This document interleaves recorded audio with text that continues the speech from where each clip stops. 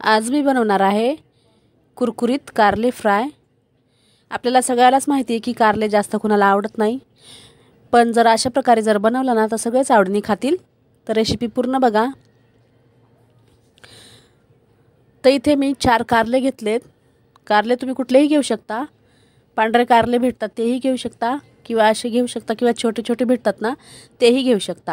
आता मी हे कारले स्वच्छ धुवून पुसून घेतलेत आणि याला असं कापून घ्यायचंय, उभ्या कापा करून कापायचं याला। तर याच्या बिया जर हाड असतील ना तर बिया काढून टाकायच्या, नसतील हाड तर अशाच ठेवायच्या। आता मी याच्या बिया काढणार नाही आहे। आता असं मी उभ्या पीसमध्ये याला कट करून घेत आहे। असे सर्व कारले आपल्याला कापून घ्यायचे। आता तुम्ही हाताने पण कापू शकता आणि असं खाली ठेवूनही कापू शकता। तर खूप छान कारले होतं ही आणि कुरकुरीत होतं आणि कडू तर अजिबातच होत नाही। तर असे भरपूर, मला स्वतःलाच कारलं जास्त आवडत नाही, पण जर अशा प्रकारे जर बनवलं ना तर मस्त लागतं, कडूही लागत नाही आणि आवडीने खाते आणि घरातीलही सर्वजण आवडीने खातात। तुम्ही या कारल्याच्या रेसिपीला साईड डिश म्हणूनही देऊ शकता। घरामध्ये डाळ भात केला ना तर त्यासोबत तोंडी लावायला पण छान कुरकुरीत कारल्याची रेसिपी आहे ही, तर नक्कीच ट्राय करा। आता इथे मी सर्व कारले कापून घेतलेत आणि ह्याच्यात 1 चम्मच मीठ टाकून घेतले।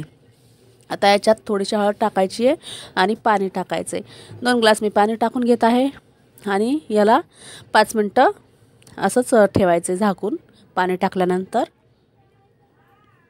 आता इथे याच्यासाठी लागणारा मी मसाला तयार करणार आहे। आपण जशी मच्छी तळतो ना त्याला तळण्यासाठी जसा मसाला घेतो आपण तसाच मसाला याच्यासाठी पण करायचा आहे। आता इथे मी बेसन घेतलं आहे, तुम्ही तांदळाचं पीठही घेऊ शकता। मी बेसन आणि तांदळाचं पीठ दोन्ही घेतले। मी 2 चम्मच बेसन घेतले आणि 1 चम्मच तांदळाचं पीठ आणि 2 चम्मच रवा। आता याच्यामध्ये चवीपुरतं मीठ,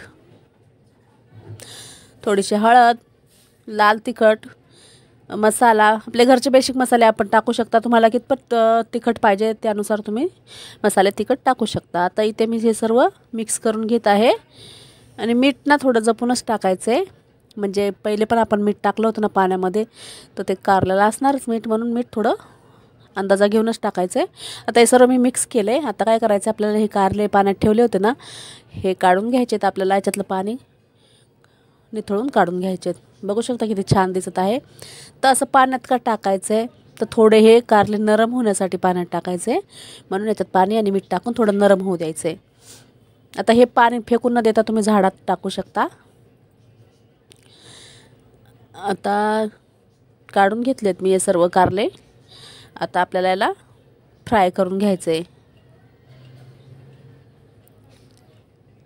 आता इथे गॅसवर मी तवा ठेवला आहे, तव्यावर मी थोडंसं तेल टाकलं आहे आणि जे मिश्रण केलं होतं आपण बेसन रव्याचं याच्यामध्ये हे कारलं असं डीप करायचं आहे आणि तो मसाला सर्व कोट करून घ्यायचा आहे कारल्याच्या फोडीला आणि तव्यात टाकायचे। सर्व कारले असेच टाकून द्यायचे कारल्याच्या फोडी।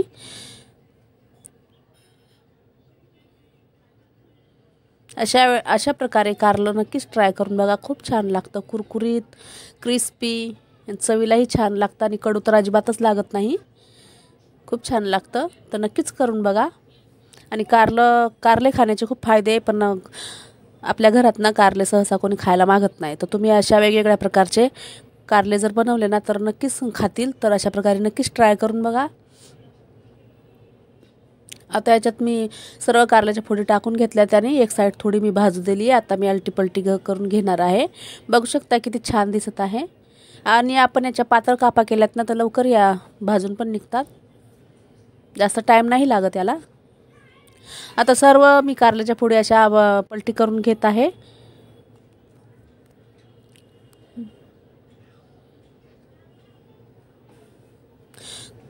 मी 4च कारले घेतले, तुम्ही जास्त कारल्याचेही करू शकता।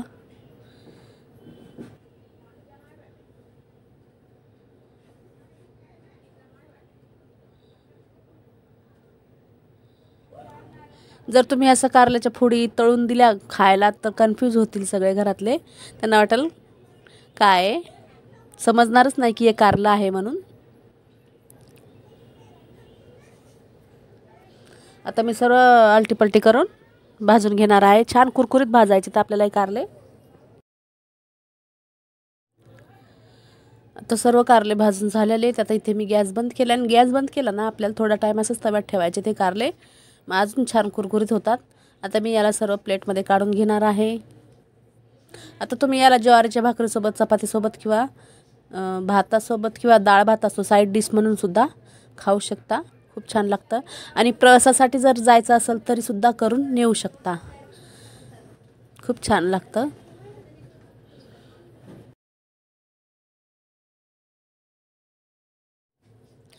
बघू शकता किती छान झालं आहे आणि एकदम मस्त फ्रायही झालं आहे.